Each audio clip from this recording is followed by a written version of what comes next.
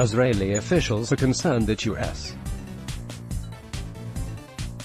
President Donald Trump will try to replicate the relations he maintains with North Korea in future relations with Iran, following his bombshell announcement at the G7 summit on Monday that a meeting with Iranian President Hassan Rouhani is possible in a matter of weeks.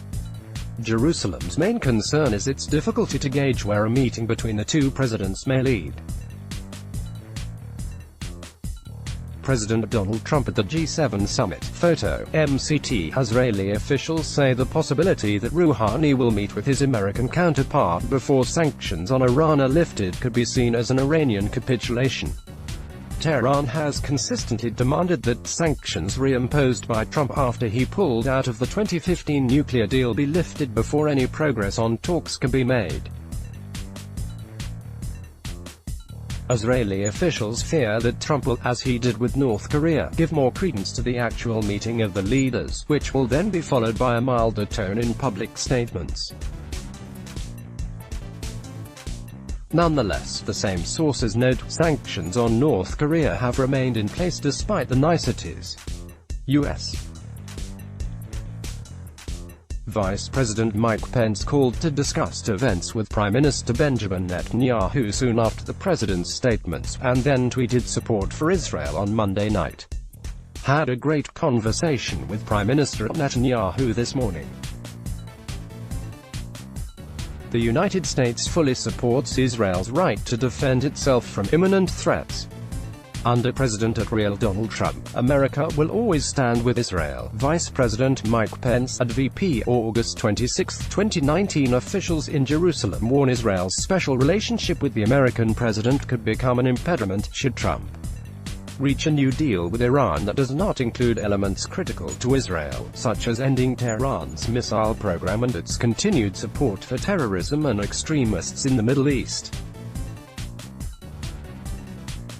Iranian President Hassan Rouhani at unveiling ceremony for Iranian missiles earlier this month. Israel would be at a disadvantage, the officials say, to exert pressure on the president who has already provided the Jewish state with many gestures and benefits. There may also be some positive outcomes from a Trump-Rouhani summit, some say. The U.S.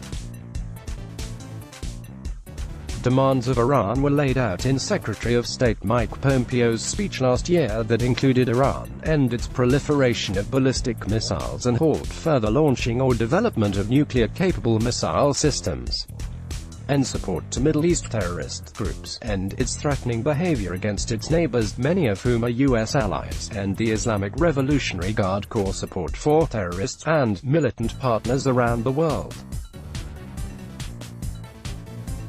Stop enrichment and never pursue plutonium reprocessing, including closing its heavy water reactor.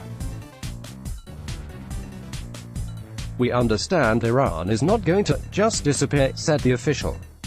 Israel wants an end to the Iran's nuclear program. Israel wants an end to the Iran's nuclear program.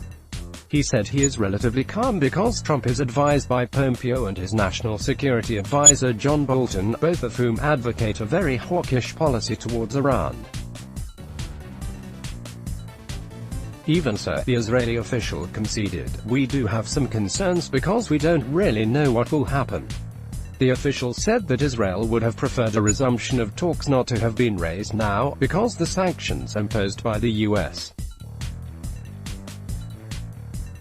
on Iran are working, and a few more months than would, in his view, had made Tehran recognize the need to compromise.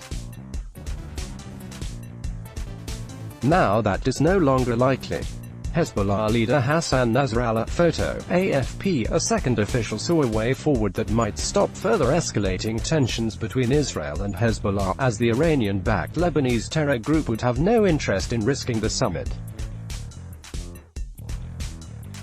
As for the actual meeting, Trump and Rouhani, the official saw an opportunity but also a problem, since French President Emmanuel Macron has apparently sided with Iran and has made it more difficult for the United States to break Iranian resistance. France is keeping the Iranians alive and has opposed sanctions, the official noted.